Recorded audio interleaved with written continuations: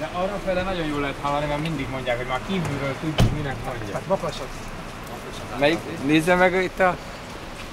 Tehát a basszust azt teljesen levettem mínuszra. Melyik a...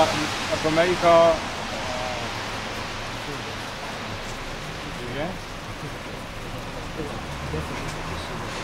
Ahogy ezt legyen ilyen magasra. Jó, azt megcsinálta. Jó, köszönöm szépen. Tudod, egy hangfal ez még Van két hangfal, de megígértem a környéknek, hogy csak egy hangfallal nyomulok, úgyhogy végül is... Meg itt kisebb a teljesítmény, és jobban is. Hát reméljük. Végül is használni akarunk, nem ártani.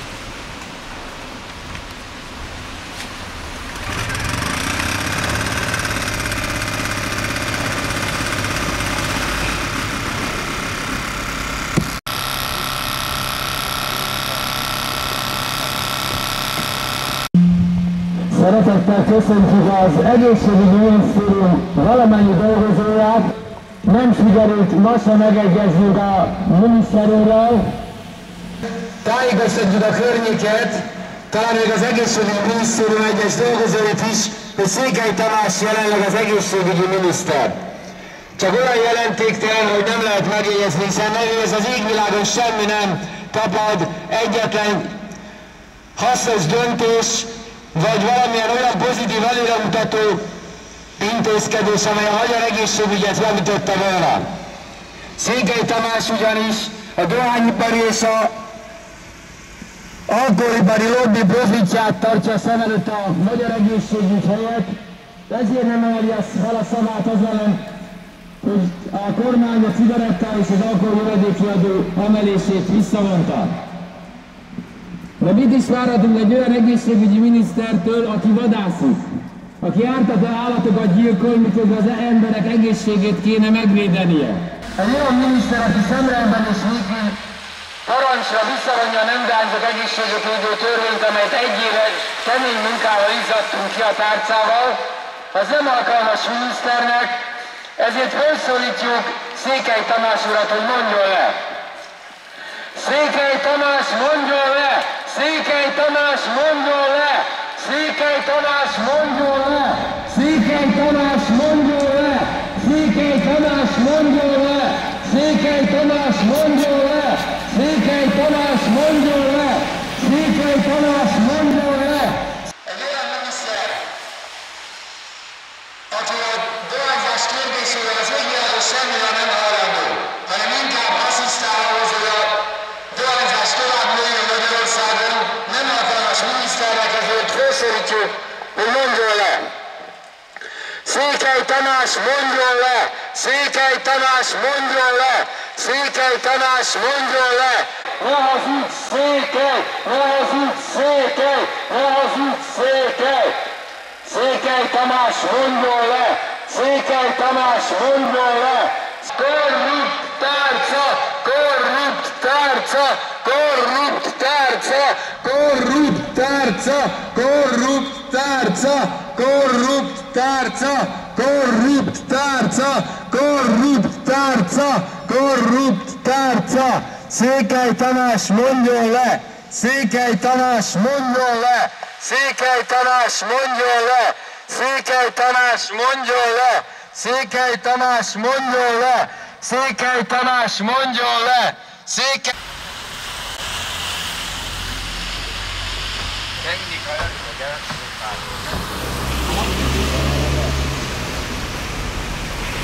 A technika ördög egy kicsit közvetről, így élő szóban kell beérni a tájékoztatással.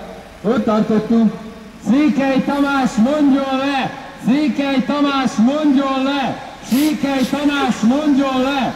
Székely Tamás, mondjon le! Székely Tamás, mondjon le! Székely Tamás, mondjon le! Székely Tamás, mondjon le! Ne hazudj, Székely! Ne hazudj, Székely! Ne hazudj, Székely! Ne hazudj, Székely! Ne hazudj, Székely! Sajnos a 2 minút nem tudja befogni, mert az egyikben cigaretta van. 4 órás demonstrációkat is tartottam, tehát folytatódik akkor a csiki-csuki és a a presztízs háború, hogyha a miniszter úrnak ez a fontos. Mi semmi más nem kérünk, csak azt, hogy fogadjanak minket, és beszéljük meg szakmai alapon, hogy mit kíván az egészségügyi minisztérium tenni a katasztrofális mértékű népegészségügyi helyzet, ezen belül is elsősorban a dohányzás és az alkoholizmus ellen. Mert hogy jelenleg semmit nem csinál, az biztos.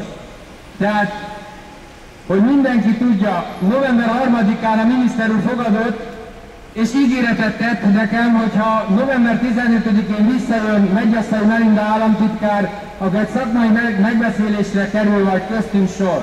Én abbajtam a demonstrációt, majd Medgyeszai Melinda megjött, és azt mondta, hogy nem fogad. Mi más tehetnénk ezek után? Mi más tehetnénk egy minisztérium vezetése szemrebenés nélkül a szemünkbe hazudik? Kénytelenek vagyunk jeleket küldeni arra vonatkozóan, hogy egy miniszter döntéseiért is kell valamilyen felelősséget vállalnia. Én vagyok a miniszter úr felelőssége. Azért vagyok itt, hogy megtanulja, hogy az adott szónak van súlya. Az alkoholizmus területén most már minden 10. ember alkoholista Magyarországon, ez a csecsemőkkel együtt értendő, minden 10. ember alkoholista Magyarországon, és minden 3. ember rendszeresen dohányzik. Meddig lehet még hátrálni? Kérdezzük mi a miniszter urat, meddig lehet azt csinálni, hogy egyetlen rohadt szóval nem kommentáljuk a népegészségügyi helyzet tragikus romlását. Az állami számvevőszék legújabb felmérése szerint, amit egyébként májusban közé is tettek, az OECD országok közül Magyarország csak Törökországot előzi meg népegészségügyi kérdések területén. Azt is csak azért, mert az ázsiai területekre téli időkben nehéz eljutni, ott az iraki-iráni határon már nehéz a közlekedés az egészségügy részéről is. Tehát úgy gondoljuk, hogy egy mai felmérés szerint, amit a miniszter úrnak oly kedves Népszabadságban olvastam, miszerint Magyarország szinte mindenben az utolsó egészségügyi helyzetét tekintve, ebben a miniszter úrnak is felelőssége van.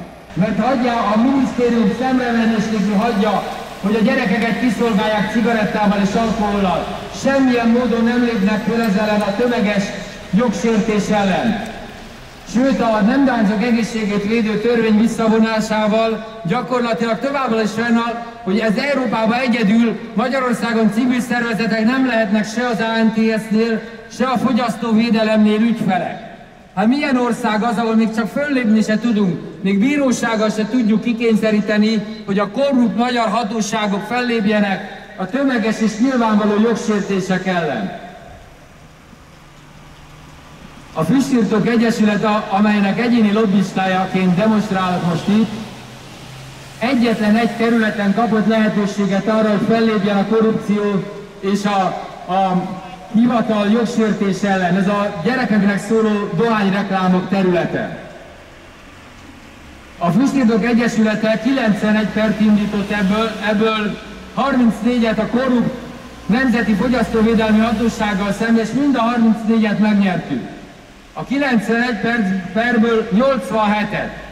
Az így kialakult jogi helyzetben arra kényszerítettük a Nemzeti Fogyasztóvédelmi Hatóságot, hogy valódi bírságokat szabjon ki a jogsértő gyerekeknek szóló dohányreklámozás miatt, és ennek hatására ma már közigazgatási jogerős határozattal 1 milliárd 100 millió forint bírságot szabadtunk ki a dohányiparral szemben.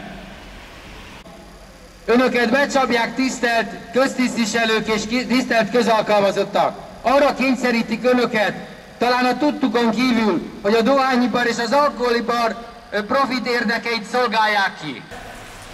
Még egyszer arra kérjük Székely Tamás urat, menjen vissza az OF-be, ahol hasznos munkát végez, hogy menjen barátszni, amit úgy szeret. Még azzal is kevesebbet áll, mint az egészségügyi tárcánál. Ezért fölszólítjuk a miniszter urat, mondjon végre le! Székely Tamás, mondjon le! Székely Tamás, mondjon le! Székely Tamás!